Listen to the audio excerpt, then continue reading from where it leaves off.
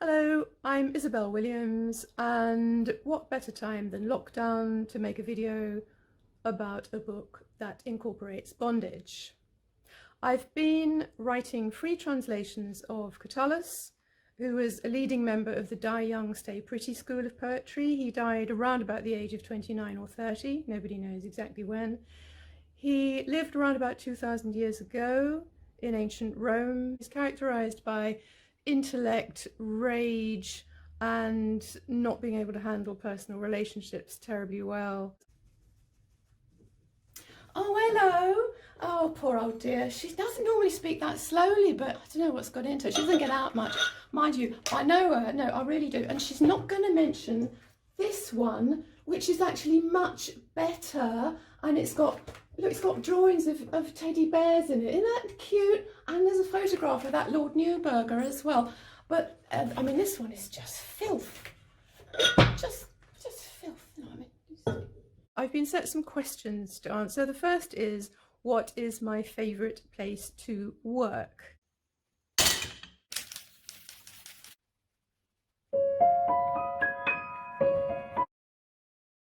So that's home really, but when I'm drawing as opposed to writing, I like to be out and about.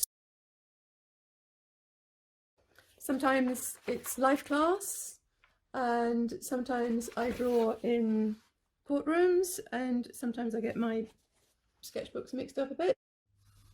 And oh, what's this? I'm sitting on the right there in the shadow. I'm drawing a performance of Japanese rope bondage, also known as shibari or kinbaku.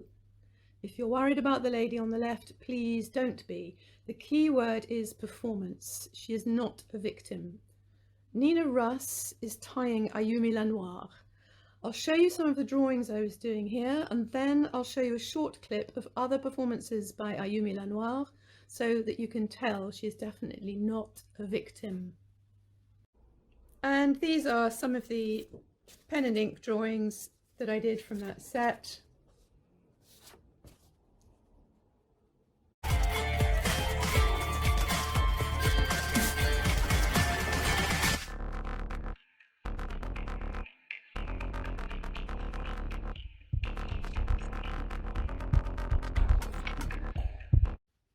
When I encountered the world of Shibari and started drawing it, I realized I had found a locus for Catullus, who chose to put himself into a state of emotional bondage. And it gave me metaphor, idiom, context. All I can say is it worked for me. And that's why I illustrate my free translations with my drawings of Shibari. So I'm not going to drivel on about what Shibari is. I'd much rather show you Gorgone, the Gorgon, who is a leading practitioner, both as a top, the person who ties, and as a bottom, the person who is tied. She's a wonderful teacher.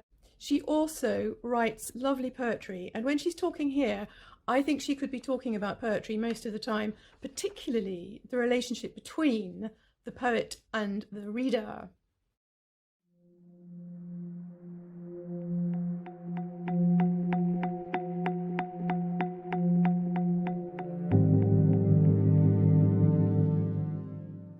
Shibari can be highly technical and aesthetical, but before you lose yourself in the fancy techniques, remember that it's first of all a sensual, playful, and erotic practice. When you tie a partner, the rope is merely an excuse to interact with each other. See it as an extension of your body. You can use it to restrain them or move them.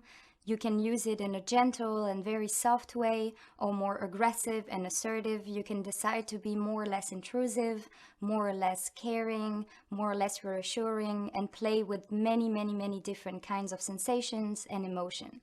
The panel available to you is nearly infinite. See it as a conversation. Rope is only a tool to communicate. It's the language, not the subject. What really matters is what you have to say, who you're talking to, what you hope to hear in return, and how you want to say it. A rope session can be seen as an interview. Choose a topic, ask a question, wait for the answer. How much do you talk? How much do you listen? What are you looking for in this conversation? The key elements of a rope dialogue are rhythm, fast or slow, intensity, tight or soft, and space, close or far. Varying those elements and using them in different times, using pauses, acceleration, slowing down, are the key elements to make the conversation interesting and exciting. Now, the next question is, what is the last book that blew me away? Now, I'm going to cheat a bit, and first of all, I'm going to show you the first book that blew me away, A Day in Fairyland, and as you see, it's a story and picture book, and I still think they're the best kind of books to have, really. And the next one is, moving on, this is a book that could have been blown away itself, almost. It was sold to me cheaply by the publisher as flood-damaged stock. Damage look really very slight, don't you think?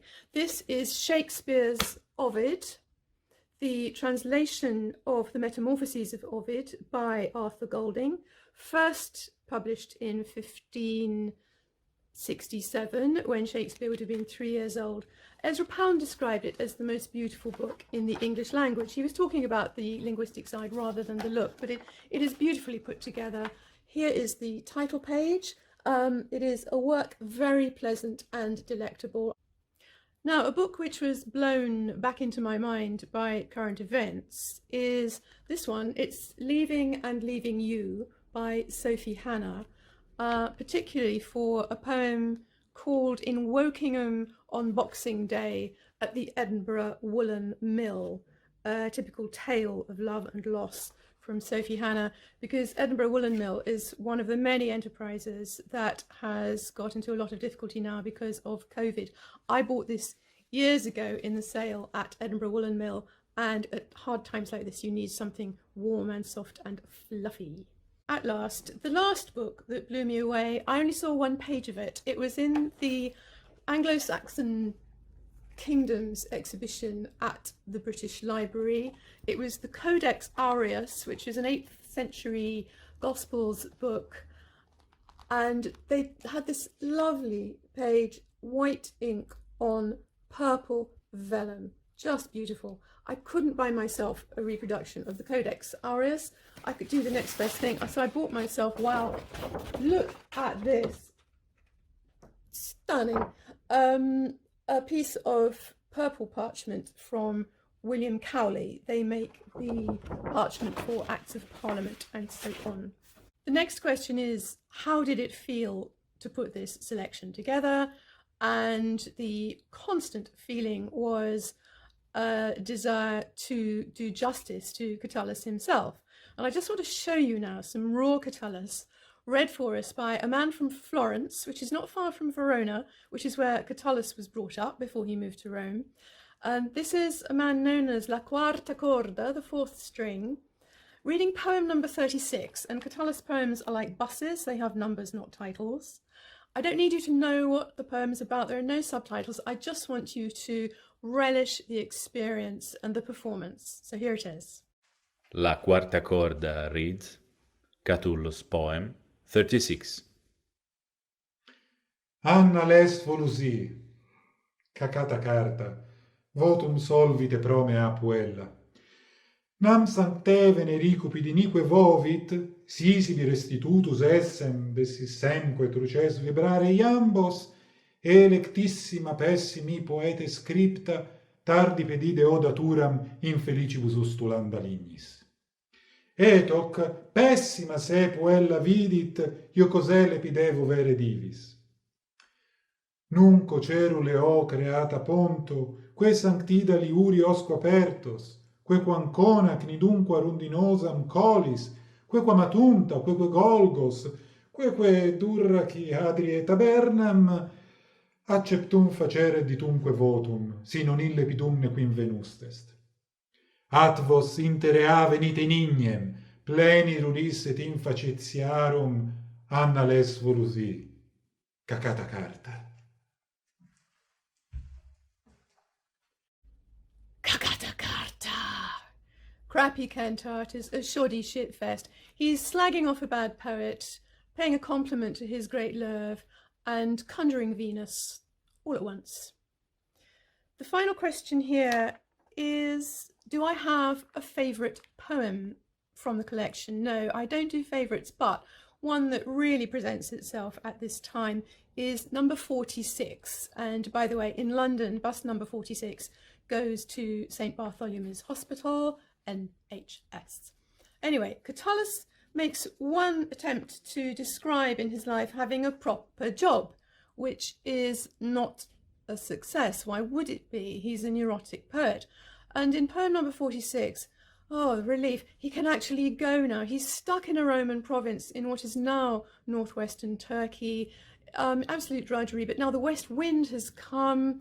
It's spring. He can go home, but not before sampling the famous flesh pots of Asia Minor. So poem 46 is about the end of lockdown, the end of shielding. Anyway, finally, public safety information. Please do not try Shibari at home without proper training. I have sources of instruction in my book, but now I'm going to leave you in the capable hands of Lessia from Shibari Study, which is the same website as Gorgon, and she'll run through some of the safety tips you need to bear in mind. So thank you very much for watching. See you later, Isolator.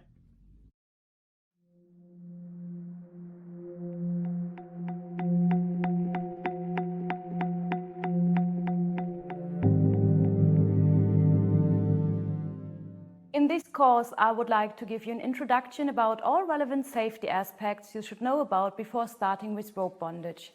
The contents of the course will be about rope materials, cutting tools, self-reflection, general safety advices, concrete anatomical safety advices, personal risk profile and how to communicate it, consent and communication, pain and pain processing strategies, and psychological aspects in Tira E. Oh, and quick commercial break. This is my illustrated Shibari blog where I write about drawing Shibari.